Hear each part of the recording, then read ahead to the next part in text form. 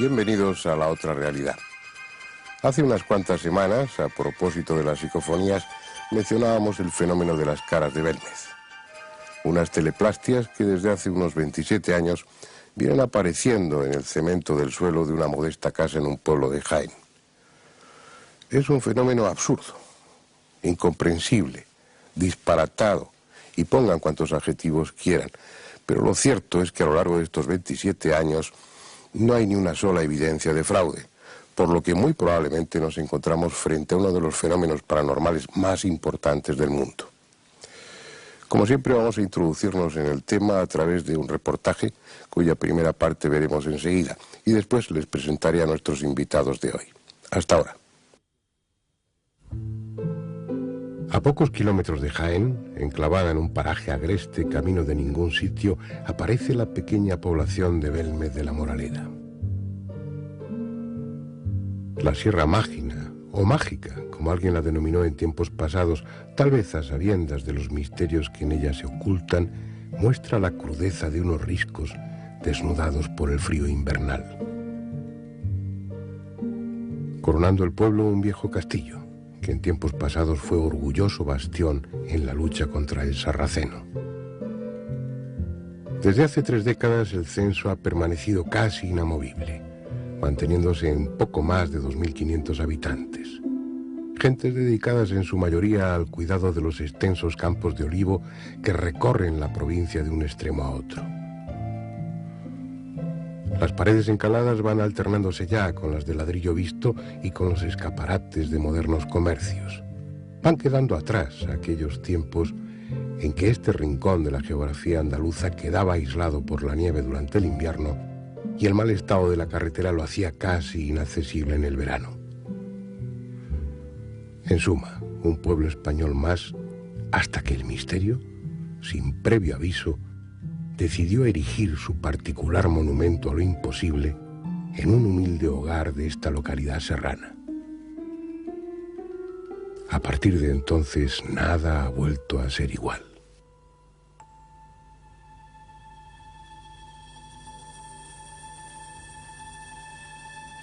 El 23 de agosto de 1971 fue la fecha señalada por el destino para que lo extraordinario viniese a turbar la monótona vida de Belmez. Como cada año en esos días, celebraban las fiestas patronales en honor del Santo Señor de la Vida, y calles e iglesia tenían más trajín que de costumbre. A pocos metros del templo, en el número 5 de la calle Rodríguez Acosta, una mujer permanecía ajena a lo que estaba sucediendo en el exterior. Pero unas decenas de metros más lejos, el misterio caminaba por la solitaria calle Rodríguez Acosta, en busca de una casa concreta y de una mujer, en aquellos momentos solitaria, que sin pretenderlo, se iba a convertir en un puente entre este y el otro mundo. El alborozo del pueblo era solo un murmullo lejano que contrastaba con el ambiente pesimista que reinaba en la casa. María Gómez Cámara, la dueña del inmueble, aguardaba en silencio la llegada de su marido, Juan Pereira. Desde hacía unos días se encontraba postrada en el sofá del salón cocina enferma de tifus. El viejo fogón de leña permanecía encendido mientras ella, con evidente desgana, removía los pimientos en la sartén. Poco después, al retirar las cenizas de la lumbre, vio algo que le llamó la atención. Primero con desconcierto y luego con progresivo terror fue limpiando la suciedad. No se había equivocado. Allí, en el fondo del fogón, sobre la superficie de cemento, aparecían unos ojos que, como un fantasma petrificado, la miraban con descaro. Sus gritos alertaron a los vecinos que, sabiéndola enferma, acudieron rápidamente a socorrerla. En el interior de la pequeña cocina, María, horrorizada, no podía apartar su vista del fogón. Tras retirar los restos orgánicos y ceniza de la superficie enlucida, un rostro de rasgos similares a las pinturas bizantinas pareció con toda nitidez, indiferente al revuelo que su presencia había provocado. Era desagradable, con una sonrisa entre lasciva y socarrona, a pesar de que en su cara se apreciaban las huellas de algún golpe que hacía sangrar abundantemente su nariz. Días después, tanto por lo repulsivo de aquel rostro como por la molesta expectación de sus vecinos, Diego Pereira, hijo del matrimonio, optó por acabar con el no deseado visitante, picando el suelo y cubriendo el socavón con una nueva lechada de mortero. No sirvió de nada. Al cabo de pocos días, una nueva cara, similar a la anterior, surgía en el cemento. Se iniciaba así la historia de un fenómeno paranormal que para muchos investigadores es el más importante del mundo. La recién bautizada Casa de las Caras se convirtió en el principal tema de conversación del pueblo. Conociendo bien como conocían a la familia, pocos pensaron en una broma. La mayoría dio por cierta la naturaleza extraordinaria del suceso, inclinándose unos por el milagro y otros por la intervención diabólica. Sin embargo, aunque apasionante, el tema no había trascendido aún el ámbito local, pero no por mucho tiempo. La llegada de un reportero del diario regional de Jaén para cubrir las noticias referentes al enfrentamiento entre dos cooperativas aceiteras hizo que la vida de los habitantes de Belmez diera un giro de 180 grados. Una vez publicada la impactante noticia, la afluencia de gentes llegadas primero de la geografía jienense y posteriormente de toda Andalucía convirtieron a Belmez en una corte de los milagros a pequeña escala. Junto a los curiosos empezaron a llegar enfermos en busca de curación y pacatos ansiosos de contemplar lo que para ellos era un indiscutible milagro. Era una cosa que si admitíamos la parapsicología, pues entonces teníamos que cerrar el milagro. Y claro, entonces topábamos con la iglesia y él era el sacerdote entonces. El obispo se vino encima también, mía más que en él, porque yo fui alumno también del obispo y el obispo pues me llamó y me puso casi en la puerta de la calle del obispo. La autoridad eclesiástica del pueblo, encarnada en la figura del párroco Antonio Molina, fue la primera en tomar cartas en el asunto tras las urgentes advertencias que llegaban desde el arzobispado de Jaén, directamente de su máximo mandatario, Monseñor Miguel Peinado. El hecho de que Belmez se hubiera transformado de la noche a la mañana en centro de presuntas manifestaciones sobrenaturales que ya convocaban a centenares de personas no podía ser aceptado por una iglesia que, aún sin competidores, ya estaba perdiendo devotos de forma alarmante. Lo que pasa que ahí con los periódicos de la época lo que se quiso hacer fue tapar el fenómeno. ¿Y qué hicieron? Pues dar caña por todos lados. Es decir, intentar enfrentar a la gente, los defensores de la iglesia por un lado contra los retractores del tema, los defensores del tema, pues lo que hubo un poco de pique, ¿no? Y aquello, claro, aquí en el pueblo provocó un boom muy grande, es decir, venir cola y cola inmensa de gente a ver un fenómeno, cuando la gente aquí lo consideraba como, bueno, lo veía como una cosa normal ya, pues entonces aquello provocó mucho revuelo aquí en el pueblo, ¿no? Aquellos primeros momentos los viví mal, porque nos atacaron mucho la prensa, el Periódico Pueblo, que era entonces el famoso Periódico Pueblo, pues lo montó en 3 días y lo tuvo que tirarnos, no tirar las caras, sino el pueblo en sí, en un día nomás. Y aquello fue un desastre. Y lo vimos mal porque unos me llamaban por teléfono diciendo que adelante, otros que para atrás, los otros que eran sinvergüenza, los otros los 3 caras de verme. En fin, aquello era un desastre.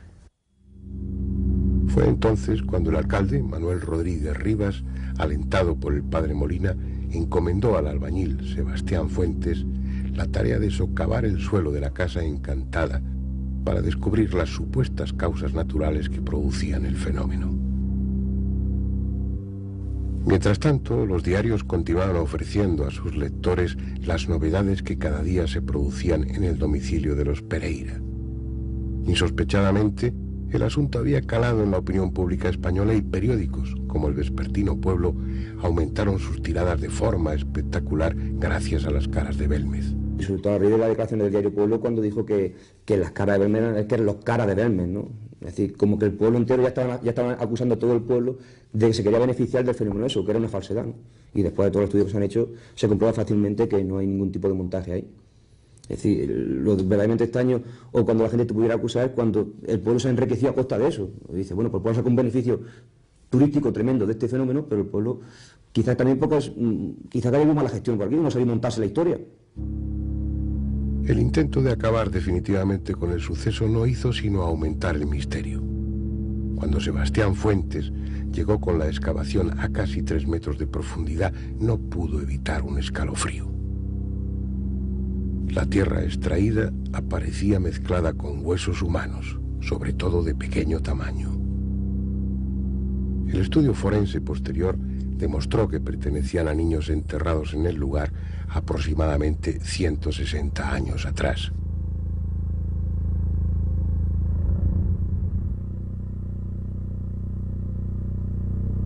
El rumor de que en tiempos pasados hubo un cementerio en el mismo lugar donde parte del barrio estaba edificado quedó así plenamente confirmado. Además, el macabro hallazgo venía sazonado por el hecho de que entre tantos restos humanos no se encontrara un solo cráneo.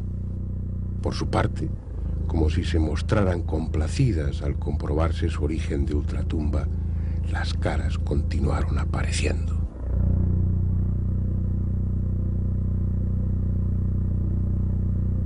Ante la avalancha de personas, el pueblo se dividió en 2 bandos.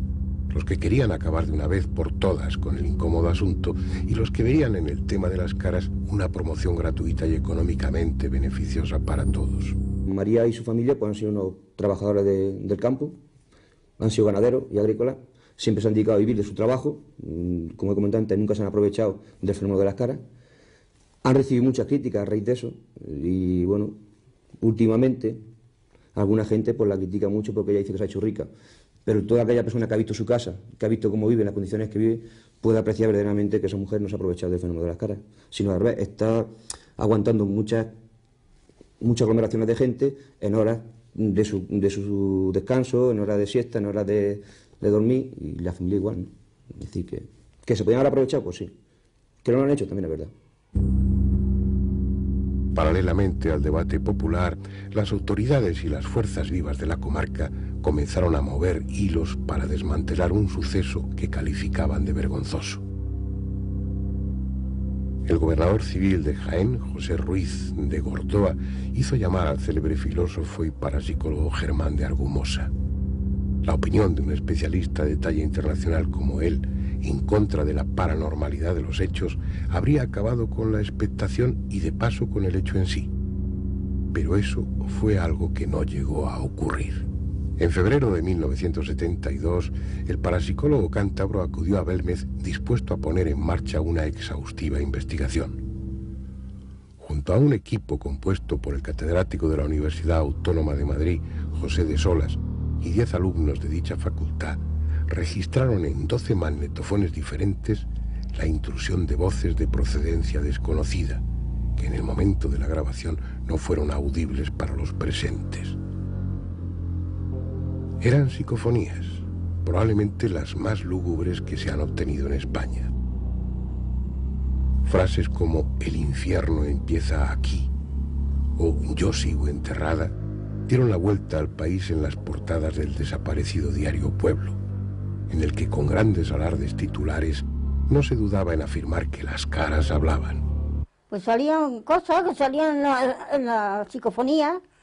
Yo lo oí una vez, pero yo ya me daba miedo y yo ya no quise sentirlas más. Decía, socorro, sácame de aquí, un niño llorando, yo no quiero estar aquí, sácame de aquí. Y yo ya no, me da luego miedo de quedarme sola y acordarme de aquello. Y yo ya no quise sentir más. Por si el carácter presuntamente ultraterreno de las voces no fuera suficiente, se añadía la morbosa circunstancia de que palabras y frases parecían reflejar un ambiente del pasado en el que junto a niños predominaban prostitutas y borrachos. Indagaciones posteriores sacaron a la luz la supuesta función de la casa a principios de siglo. ni más ni menos que un prostíbulo.